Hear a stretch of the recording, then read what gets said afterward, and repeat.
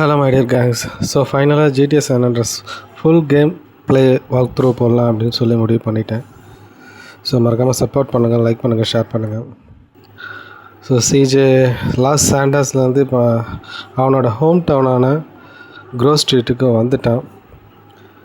இதுக்கிடையில் officer Denny Penney அப்புறம் இன்னொருத்தர் கருப்பேன் ஒருத்தர் இருப்பாங்களா, இவனுங்கெல்லாம் ஏர்போர்ட்லேயே சிஜேவை மடக்கி எங்களுக்காக நீ வேலை செய்யணும் அப்படின்ற மாதிரி சொல்லி தான் அவனை அனுப்பிச்சி விட்றானுங்க. ஸோ என்ன நடக்குது அப்படிங்கிறத நம்ம பார்க்கணும்.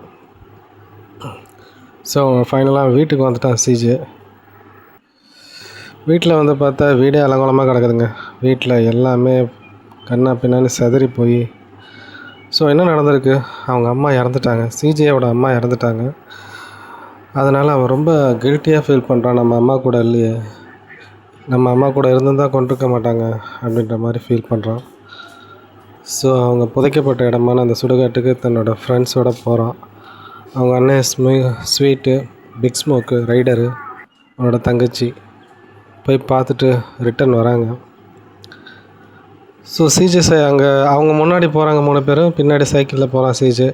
இது எதுக்குன்னா, சிஜேவோட அண்ணன் வந்து நீ ஃபிட்டாக இருக்கியா, நீ மறுபடியும் நீ சர்வை பண்ணணும் க்ரோவ் ஸ்ட்ரீட்டில், அதுக்கு நீ கரெக்டாக இருக்கணும், ஏன்னா பாலாஸ் கேங் எந்த டைம் நம்ம அட்டாக் பண்ணுவாங்க அப்படின்னு சொல்லிட்டு அவனை சைக்கிளில் வந்து கூட்டிகிட்டு போகிறாங்க. இதுக்கிடையில் 2 பேர் காரில் வந்து பாலாஸ் கேங் வந்து 2 பேர் வராங்க. வந்து சிஜேவை சுடுறாங்க. இதை எப்படி ஈஸியாக முடிக்கலாம் அப்படின்னா, அந்த இடத்துக்கு வந்தோன்னே ரைடர் வந்து ஃபாலோ மீ அப்படின்னு சொல்லுவான். அப்போ ரைடர் கூட பின்னாடி போகாமல் அங்கேருந்து கொஞ்சம் இறங்கி ரைட்டில் போனோம்னா அந்த காரில் துரத்திட்டு வர அந்த 2 பாலாஸ் கேங் அங்கே இருப்பாங்க. ஸோ டக்குன்னு ஏதோ ஒரு கார் எடுத்து நீங்கள் அந்த 2 பாலாஸ் கேங் மேலேயும் நசன்னு வச்சு ஏற்றிட்டிங்கன்னா அவங்க 2 பேர் இறங்கிடுவாங்க, செத்துருவாங்க.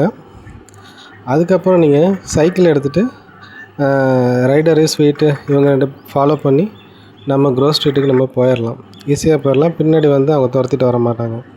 இதை இந்த மிஷனை இப்படி தான் ஈஸியாக முடிக்கணும். ஸோ க்ரோவ் ஸ்ட்ரீட்டுக்கு வந்துட்டாங்க. வெல்கம் டு பேக் அப்படின்னு சொல்லி சிஜேவை வரவேற்கிற மாதிரி வந்துட்டாங்க. ஸோ இந்த டைமில் இனிமேல் என்ன நடக்கும், அடுத்தடுத்த மிஷன் எப்படிலாம் இருக்கும் அப்படிங்கிறது கொஞ்சம் ஆரம்பத்தில் கொஞ்சம் ஈஸியாக தான் இருக்கும். போக போக கஷ்டம்னு சொல்ல முடியாது. பட் ஆனால் சரி, ஓகே. மறக்காமல் லைக் பண்ணுங்கள், சப்போர்ட் பண்ணுங்கள், ஸ்கிப் பண்ணாமல் பாருங்கள். தேங்க்யூ.